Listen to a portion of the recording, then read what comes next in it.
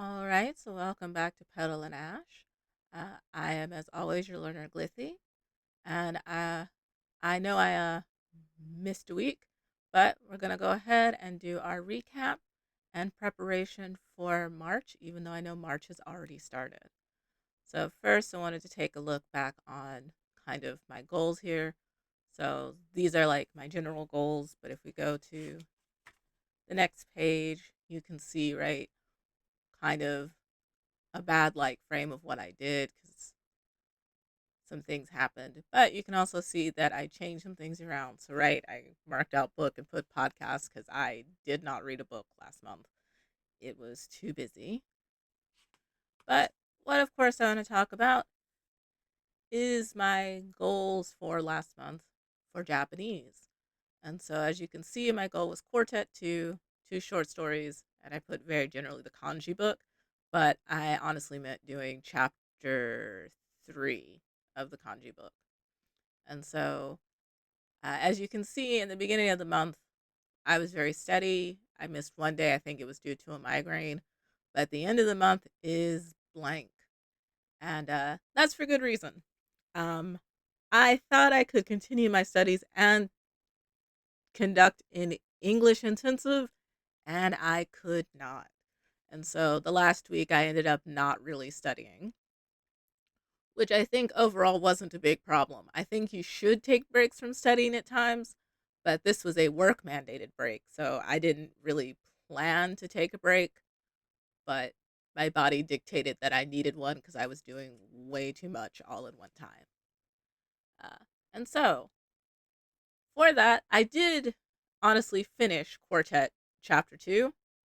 And I did read my two short stories. What kind of fell on the wayside was mostly Migaku and Bunpro. I didn't do those every day. I did rush a little bit to finish Quartet 2, so I might do some reviews this month. But generally, I do feel pretty confident and comfortable going into Quartet Chapter 3. Um, Quartet Chapter 2 is mostly kind of writing emails and letters, which is not something that I do. So I was not too concerned about going very deep into it like I did with chapter one. So then let's flip through, and I'm doing a nice little green theme for March.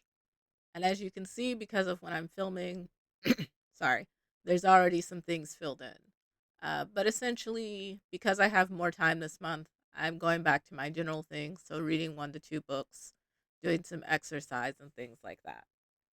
But of course, as always, most important to talk about is the Japanese goals. And so, for this, we have Quartet 3, which I want to fully do and finish. I put Quartet Chapter 4 as well, but I only want to start Chapter 4.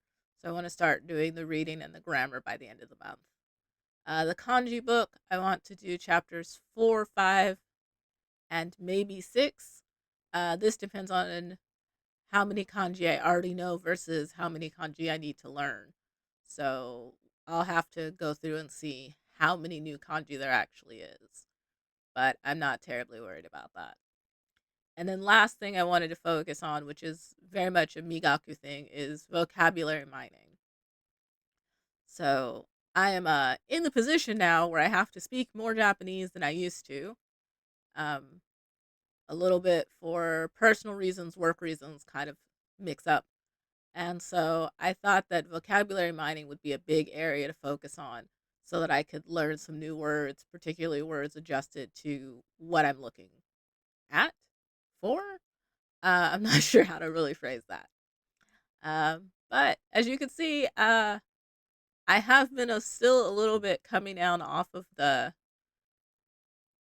sorry, coming off of the training. And so while I have been studying, um, I have not actually filled out the study log, but I'll have to go back and check over my times. But I'm pretty sure I probably have only studied about an hour or two a day this week as I come off that English intensive.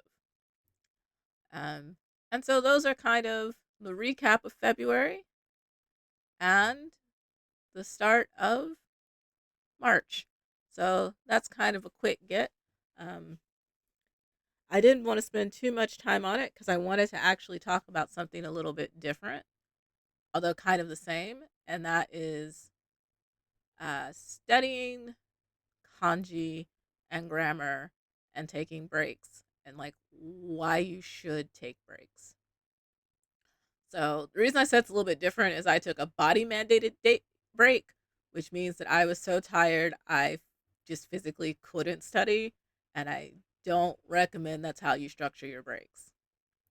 Uh, in a sense, I usually take a break of about 1 to 2 days when I'm feeling like I'm not learning anything new to let my brain reset. And so, what a break usually looks like for me is one of two things. Either I stop studying completely so that I can recover fully, or I do a, I guess, not a real break. So, what that means is I do Migaku and I do Boom Pro and I do nothing else, which is about 20 minutes, 30 minutes of study. Um, and so that's not really a break in a sense because I'm still reviewing grammar and vocabulary. But most importantly is I'm not adding anything new when I'm taking the almost break. And of course, when I'm taking the full break, I'm not adding anything new. Um,